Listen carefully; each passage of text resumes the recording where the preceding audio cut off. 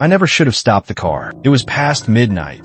The rain was falling in thick sheets, and I was halfway through a deserted stretch of highway flanked by dense forest. I hadn't seen another soul in over an hour. That was until I saw her, a woman dressed in white, standing barefoot on the shoulder of the road. She didn't wave. She didn't move. She just stared, and I stopped. I was driving back from a business trip, exhausted, and ignoring every instinct telling me to pull into a motel and wait until morning. Something about that storm made the world feel wrong. The thunder sounded too close. The darkness felt heavier than usual. My GPS kept glitching out, but I didn't want to stop. I just wanted to get home. Then I saw her. She was pale. Her hair clung to her face, drenched. Her gown, it was definitely an old wedding dress, looked almost gray under the storm. And her eyes, it didn't look scared. They looked hollow, empty. I don't know why I rolled down the window. I asked if she was okay, but she didn't respond. Just looked at me. And then, without asking, she opened the passenger door and got in. She said nothing. I could feel the cold radiating off her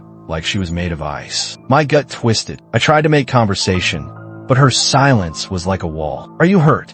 I asked. Nothing. I glanced over, and she was staring straight ahead. Her face looked unfamiliar, but strangely familiar at the same time, like I'd seen her before in a dream or a memory I couldn't place. That's when she finally spoke. "You took the wrong road." I didn't understand. I checked the GPS again.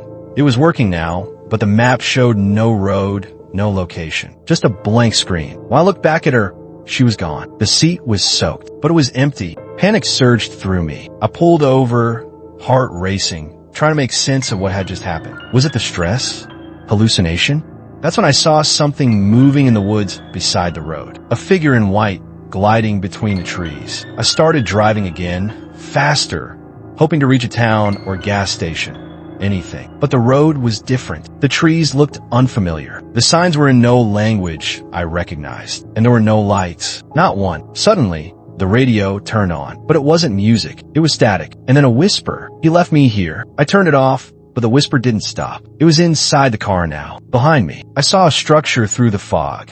An old colonial house, decrepit and leaning with age. I didn't want to stop. Every cell in my body told me not to, but I felt compelled. The porch light flickered. The front door creaked open on its own. Inside, the air was thick with mildew and something older. Something dead. Photos lined the walls, all black and white, all showing the same woman, the same one from the road. But in each photo, she looked a little more decayed. I backed away, and then I heard sobbing upstairs. I ascended the staircase, each step groaning under my weight. At the top of the landing was a long hallway with a mirror at the end. She stood in front of it, not her reflection, her, in the flesh, still soaked, still staring. I called out. She turned slowly, and her eyes were gone, just black voids where they used to be. The mirror cracked, not shattered, cracked, as if it was resisting. She said one word, "Stay," and the hallway grew longer. The walls began to bleed. I ran, back through the hall, down the stairs, out the door, into the woods. But the trees were wrong, twisted,